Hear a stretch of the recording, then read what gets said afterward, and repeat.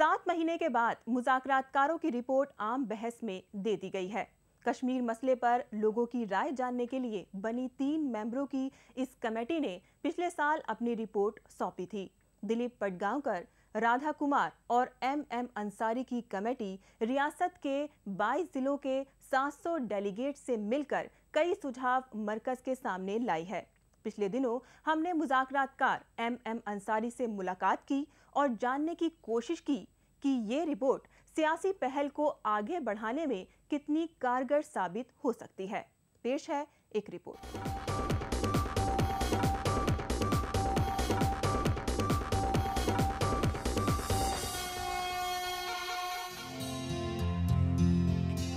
मसला कश्मीर के तारीखी वाक़यात में 12 अक्टूबर 2010 का एक अहम मकाम है। पिछले 3 साल से वादी में जारी सियासी बवाल के बीच मरकज ने 3 मेंबरों की मुज़ाकरातकारों की टीम तश्कील दी थी। दिलीप पटगांवकर की सरबराही वाली इस टीम ने पिछले साल अपनी फाइनल रिपोर्ट वज़ीर दाखिला पी चिदम्बरम को सौंपी थी। अपनी 1 साल की मुद्दत में इस टीम ने रियासत के 22 जिलों का दौरा करके लगभग 700 डेलीगेट से मुलाकात की थी। मकसद था सियासी पहल को आगे बढ़ाने में हर तबके की राय यकीनी की जाए। मकसद था मसला कश्मीर पर आम और खास लोगों की राय ली जाए। अपनी 176 सफ़हात की रिपोर्ट में मुज़ाकरातकारों ने लगभग तमाम पहलुओं को सामने लाने की कोशिश की, जिसका सरोकार रियासत की सियासी और इक़्तिसादी जिंदगी से है।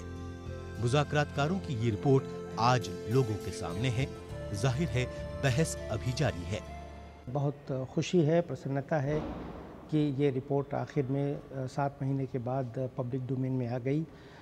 हम तो खुद ट्रांसपेरेंसी के प्रोपोनेंट हैं और हम चाहते हैं कि जो भी हमने कुछ किया 1 साल तक, यानी 12 अक्टूबर 2010 से लेकर 12 अक्टूबर 2011 तक जो भी हमने काम किया वो एक पब्लिक डोमेन में आ गई। अब इससे एक मौका मिलेगा कि तमाम ले एंड लर्नर और तमाम मीडिया के लोग इसके ऊपर अपनी राय दे सकते हैं और हम ये इसके ऊपर अपनी हम सोच को एक साफ़ तरीके से हम दुनिया के सामने रख सकते हैं कि आखिर कश्मीर में पीस और नॉर्मलसी को किस तरह से बरकरार रखा जाए और कश्मीर के मसले को किस तरह से वंस फॉर ऑल इसको पॉलिटिकली हम सेटल कर लें। ये बदली हुई रियासत की रिपोर्ट है, जहां पिछले बरसों में 30 से ज्यादा नौजवानों ने IAS के इम्तिहान में पोजीशन हासिल की है। लड़कियों के सिविल सर्विसेज में बढ़ते रुझान ने एक नए दौर का आगाज किया है। ये वो दौर है जहां हर साल 30,000 से ज्यादा नौजवान तरक्की हासिल कर रहे हैं। यानी नौजवानों में बढ़ते गुस्से के बीच मुज़ाकरातकारों की टीम ने वादी में नौजवानों की नब्ज टटोलने की कोशिश की थी। क्या ये गुस्सा सिस्टम के खिलाफ था? क्या ये गुस्सा लीडरशिप के खिलाफ था? रिपोर्ट भले ही इसका खुलासा न कर पाई हो, लेकिन सरकार से नौजवानों की बढ़ती दूरी को जरूर उजागर किया गया। अपनी रिपोर्ट में नौजवानों को कौमी धारे में शामिल करने के लिए मुज़ाकरातकारों ने कई सिफारिशात की हैं।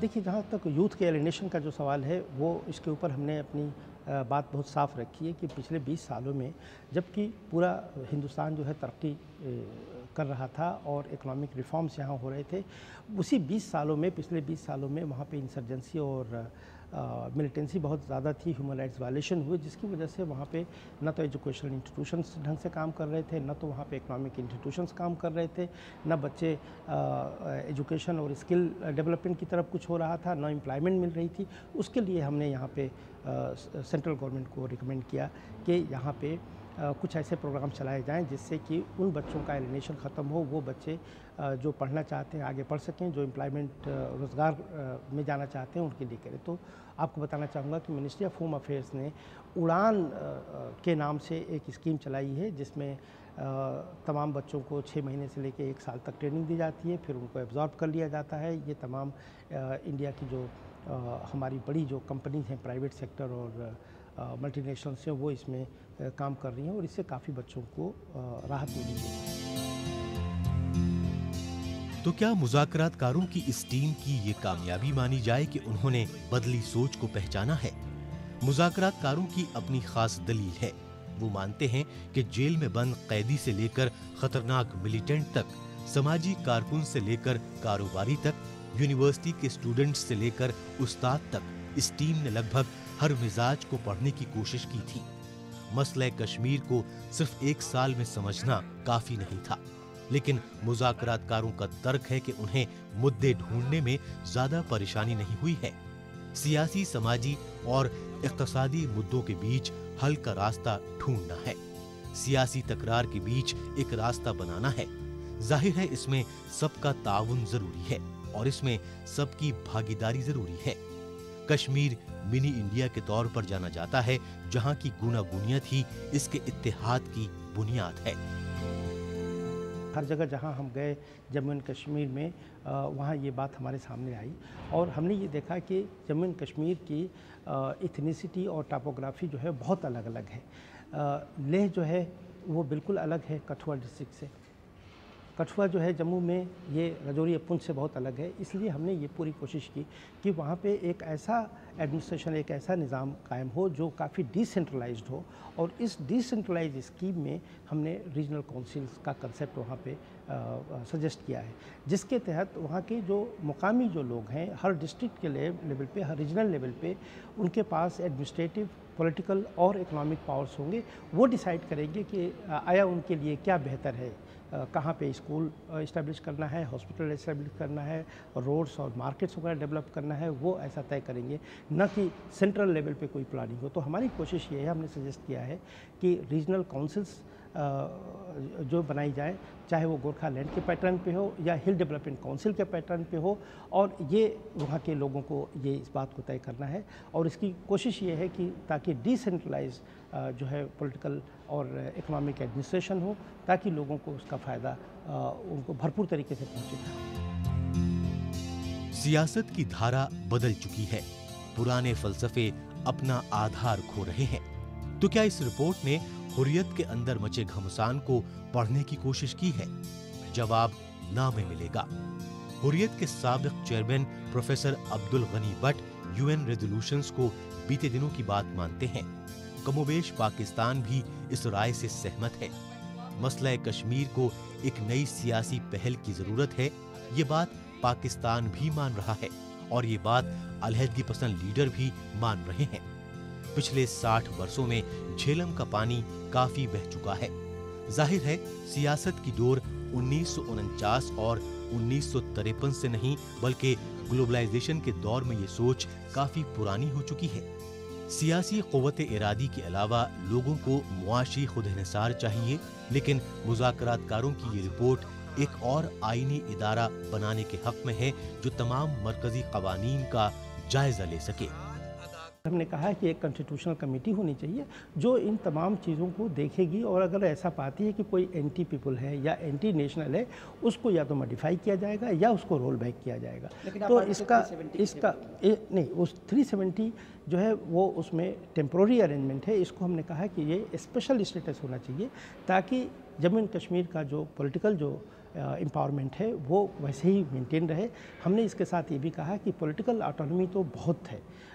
इन्हीं जम्मू एंड कश्मीर जो गवर्नमेंट है वो इंडिया के तमाम गवर्नमेंट्स के, तमाम स्टेट से बहुत ज़्यादा पावरफुल है। उनके पास जो रीजनरी पावर्स हैं वो कहीं किसी भी स्टेट से बहुत ज़्यादा हैं। तो हम चाहते हैं कि वो पावर्स उनके पास रहें और इसके साथ साथ इनको फाइनेंशियल पावर्स भी मिलें, इसलिए कि स्टेट जो है ऑलमोस्ट 100% जो है सेंटर पे डिपेंडेंट है। तो हम चाहते हैं कि वहाँ पे लोकल रिसोर्स मोबिलाइजेशन हो और उसकी कैपेसिटी बहुत है। जज्बात की नुमाइंदगी करने वाले हुर्रियत लीडरों की अपनी अलग दलीलें हैं। वो बातचीत के जरिए मसले का हल ढूंढना चाहते हैं, लेकिन बातचीत की खातिर मुकर्रर किसी भी मुज़ाकरातकार से मिलने को तैयार नहीं है। 2010 में वादी में मची सियासी तकरार के बीच पार्लिमानी कमेटी ने हुर्रियत के तमाम आला लीडरान से मुलाकात की थी। इसी कमेटी की सिफारिशात पर मुज़ाकरातकारों की टीम तश्कील दी गई थी, लेकिन बातचीत की पहल में किसी हुर्रियत लीडर ने अपनी दिलचस्पी नहीं दिखाई। हुर्रियत के मीरवाइज ग्रुप के अब्बास अंसारी ने बातचीत की पहल में शामिल होने की दिलचस्पी दिखाई तो उन्हें बर्खास्त कर दिया गया। लेकिन आज हुर्रियत के तमाम लीडर कमेटी की रिपोर्ट को खारिज करते हैं। मुज़ाकरातकार मानते हैं कि अगर अलहदगी पसंद लीडर इस पहल में शामिल होते तो कुछ बेहतर हो सकता था, लेकिन ये समझना जरूरी है कि मसले के हल में और भी कई आवाजें हैं जिनको नजरअंदाज नहीं किया जा सकता। बिल्कुल सही है कि अगर उनसे हमारी खुल करके बात होती तो शायद बहुत सारी बातें और अच्छी हो सकती थी, लेकिन मैं आपको बताना चाहता हूं कि उनकी जो स्टेटेड पोजीशन है वो हमारे नज़र में थी और हम बहुत सारी जगहों पे जहां गए वो उनके लीडर्स भले ही हमारे सामने ना आए, लेकिन किसी न किसी तरह से उनके रिप्रेजेंटेटिव्स से हमारा इंटरेक्शन होता रहा, तो हमें मालूम है कि वो आखिर वो क्या चाहते हैं। और हमने कोशिश इसीलिए की है कि अपने जो डायलॉग प्रोसेस जो हमने रिकमेंड किया है उसमें यही कहा है कि जम्मू कश्मीर के तमाम इश्यूज़, तमाम मामले को बातचीत के ज़रिए हल होना चाहिए, उसका हमने प्रोविज़न तो आपने मिस किया है? हमने मिस तो ज़रूर किया है, मैं इस बात को इससे इनकार नहीं करूँगा कि अगर वो हमारे साथ होते तो शायद उनकी भी व्यू पॉइंट्स हम बहुत खुल करके हम सामने ले आते। पिछले वर्षों में मुज़ाकरातकारों की एक लंबी फहरिस्त रही है, लेकिन ये सवाल अपनी जगह दुरुस्त है कि इनकी पहल कामयाब क्यों नहीं हो पाई। एनडीए के दौर में केसी पंत से लेकर एनएन बोहरा मुज़ाकरातकार बनाए गए, लेकिन अलहदगी पसंद जमातों ने बातचीत को लेकर कोई दिलचस्पी नहीं दिखाई। साबिक वजीर आजम अटल बिहारी वाजपेयी ने वजीर दाखिला लाल कृष्ण आडवाणी को मुज़ाकरातकार मुकर्रर करके मसले के हल के तईं संजीदगी दिखाई, लेकिन हुर्रियत लीडर दोबारा इस पहल में शामिल न हो सके।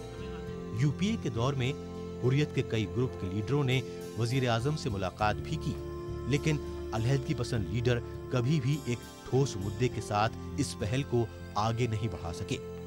जाहिर है मसले का हल बातचीत से ही मुमकिन है, लेकिन यहाँ पर ये जानना जरूरी है कि हल के लिए कौन संजीदा है।